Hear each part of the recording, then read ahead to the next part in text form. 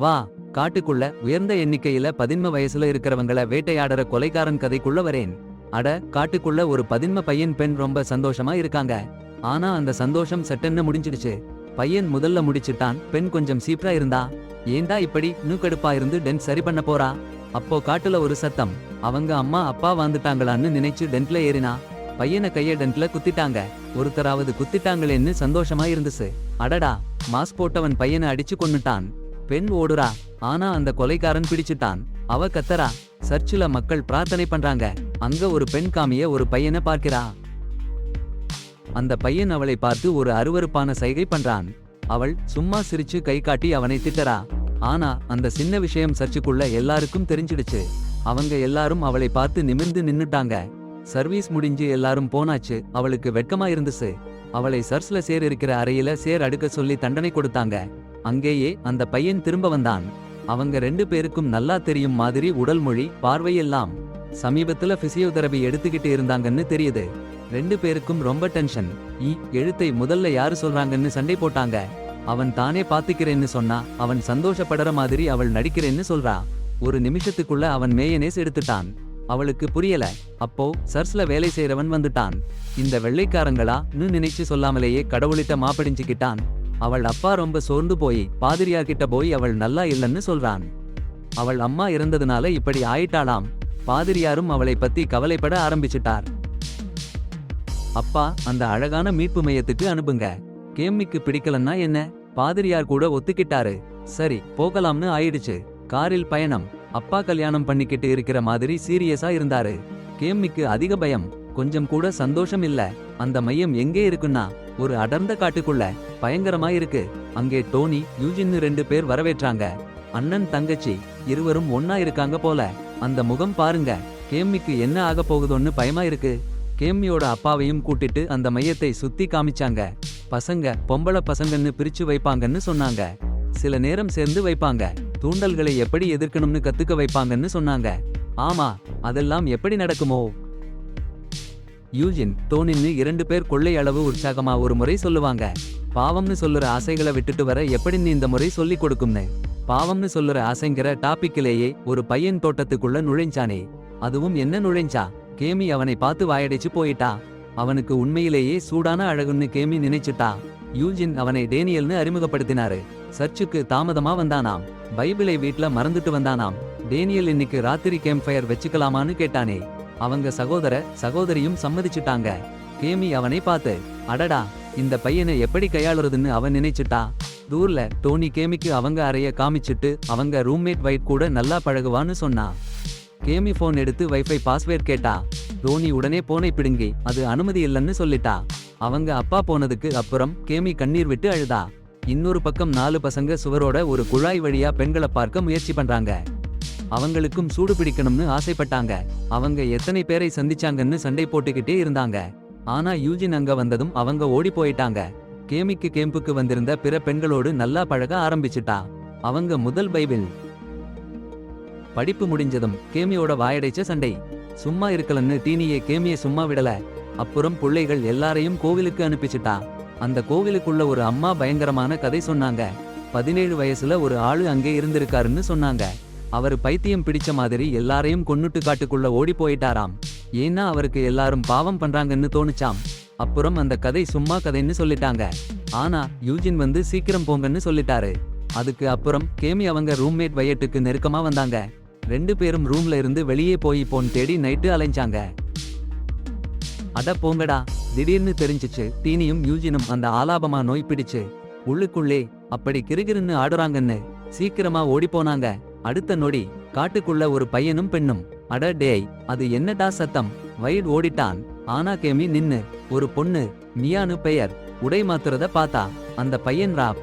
அவள சரியா என்னமோ பண்ணலன்னு கடுப்பா இருந்துச்சு அவளுக்கு. சட்டன்னு ஒரு சத்தம். ராப்.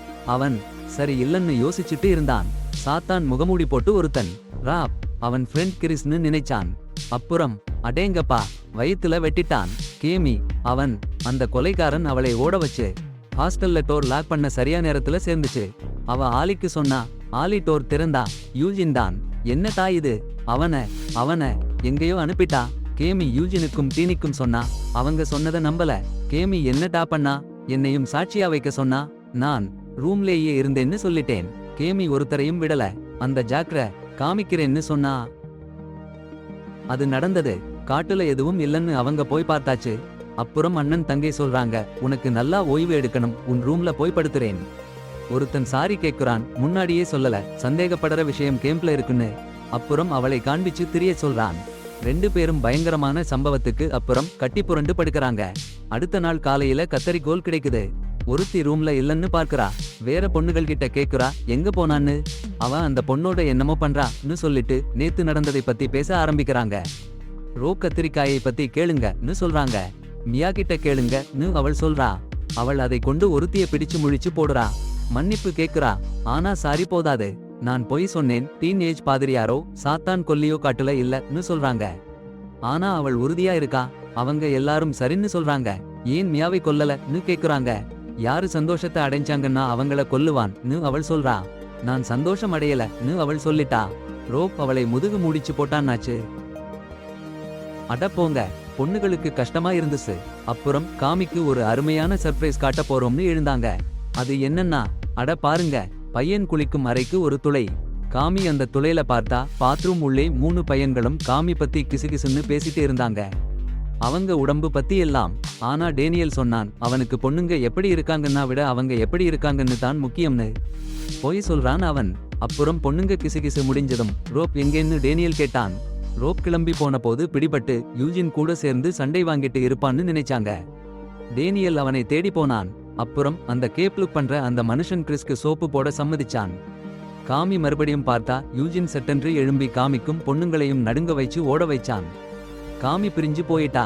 ஆனா வைட் காமி கிட்ட வந்து அவளை அழைச்சிட்டு போனான். கேம்பின் சுற்றுமுறையை காண்பிச்சான் வைட். காமிக்கு நம்பிக்கை வந்தது. வேலி கிடைச்சது. ஏறி விடலாம்னு நினைச்சா வைட் தள்ளிவிட்டு ஒரு கம்பு எரிஞ்சான்.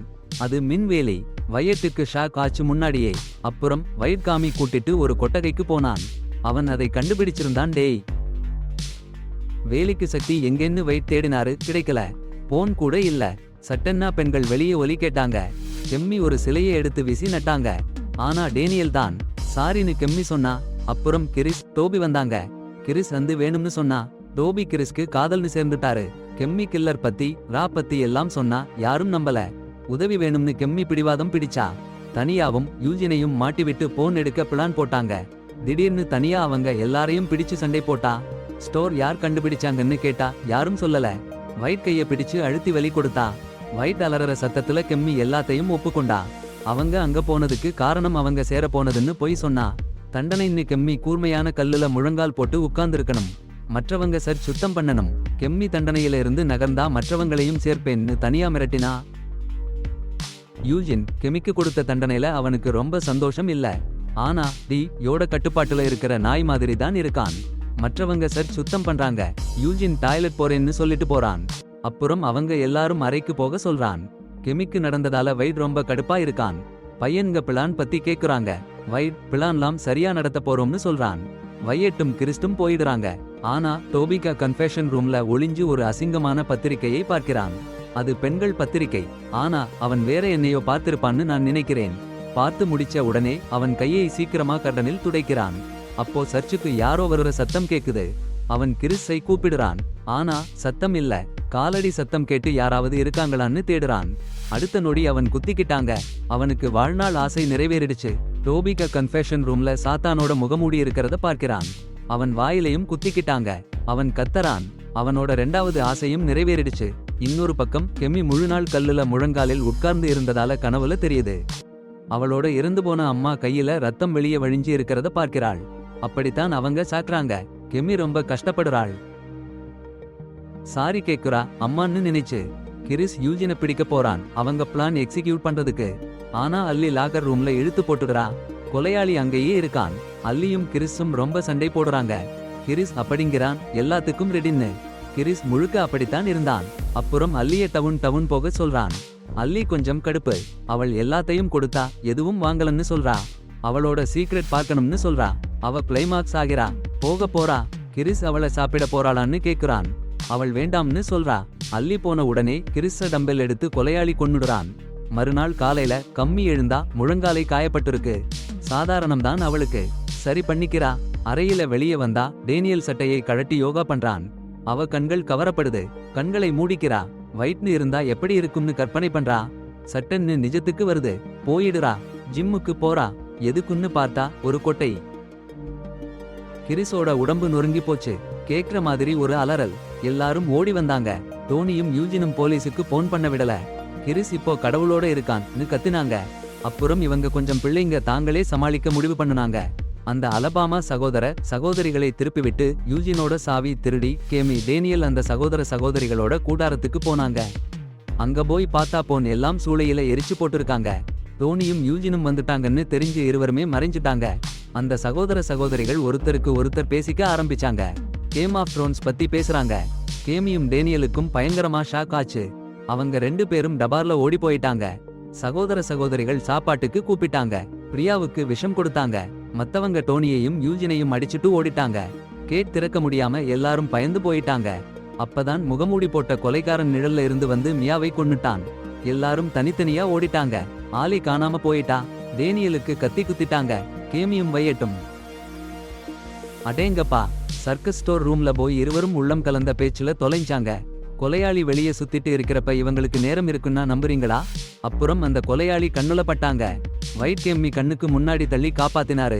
கேம்மி ஒரு சீக்ரெட் வால் முன்னாடி போய் நின்னாங்க. அந்த வால் திறந்து சிசிடிவி கேமரா ரெக்கார்டிங்ஸ் இருக்கிற கண்ட்ரோல் ரூம் தெரியுது.